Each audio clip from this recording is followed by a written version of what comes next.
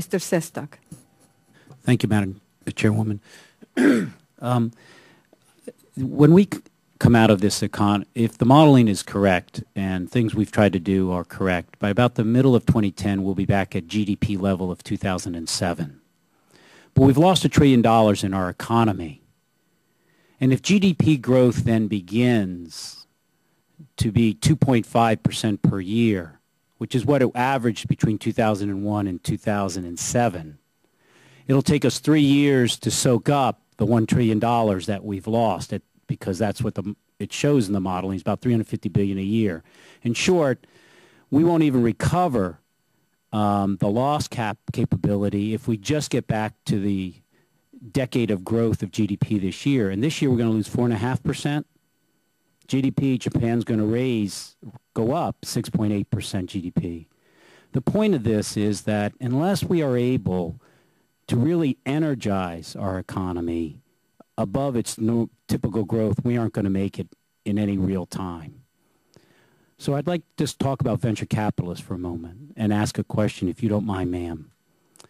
Can you talk about a bit about what you think the impact could be if, in one part of this effort to try to not just stimulate our economy, we've got to get it going about 4.5% if we want to be back and beating China's kind of competitiveness pretty darn soon.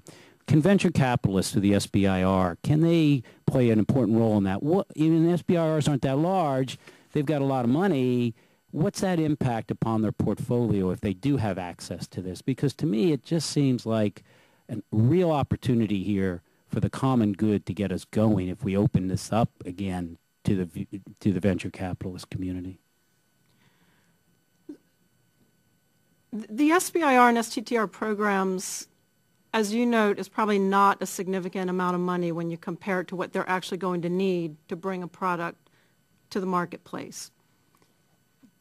It's the leveraging that it plays a huge role in. And so these companies who are able to get phase 1 and phase 2 and phase 2B, or for our agency, a competing renewal, and further their progress into some of the clinical studies that are necessary, that's when individuals become more venturesome and will start putting additional dollars into those projects.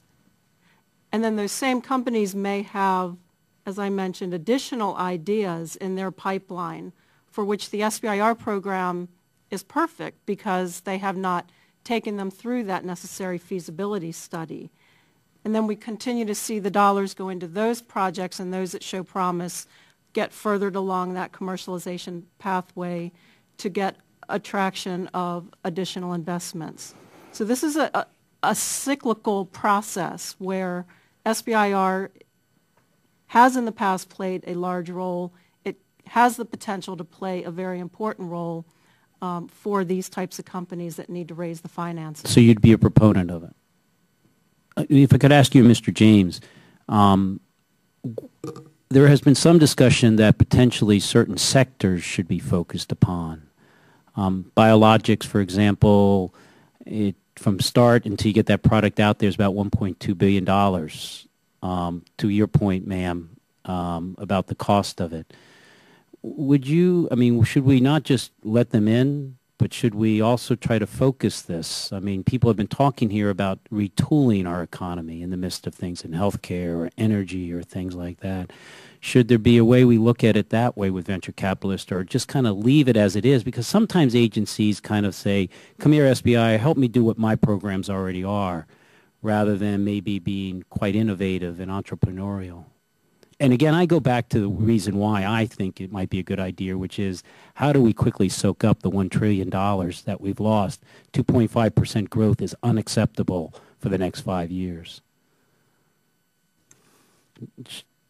As you know, DOE has a loan program, and I've been trying to work with our loan program to get them involved in looking at small businesses and see what we can do to fast-track loans. I don't know how that's going to happen, but I presume your question is, do you think do we believe that venture capitalists could play an important role in the SBIR program? Is that what you're asking? Should we try to focus it upon certain types of sectors Most venture capitalists seems to be concentrated a lot of times in California, Massachusetts. That's demographics. But should we be looking at sectors such as health or energy?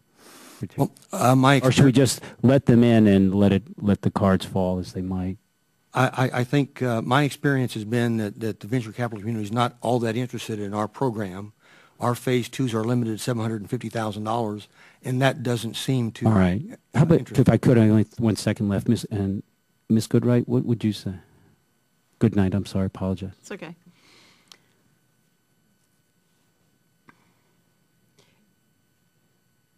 It's important. You understand why I'm asking? Yeah. I do. I'm trying to phrase my question from where I sit. So venture capitalists, as I understand how they play in this game, they put their money into a number of different sectors, whether it's biomedical, whether it's energy, whether it's IT. It's where the hot technologies are, and it's where they see that they're going to get a return on their investment. Now, that may take a number of years, and certainly from the SBIR companies participating in the program, to get them to that stage, it is 5, 7, 10 years down the road.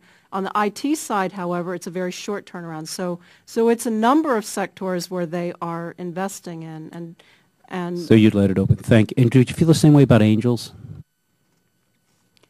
I believe angels are doing the same thing. They're investing in technology areas Thank you. that are broader than biomedical I do too. research. Thanks.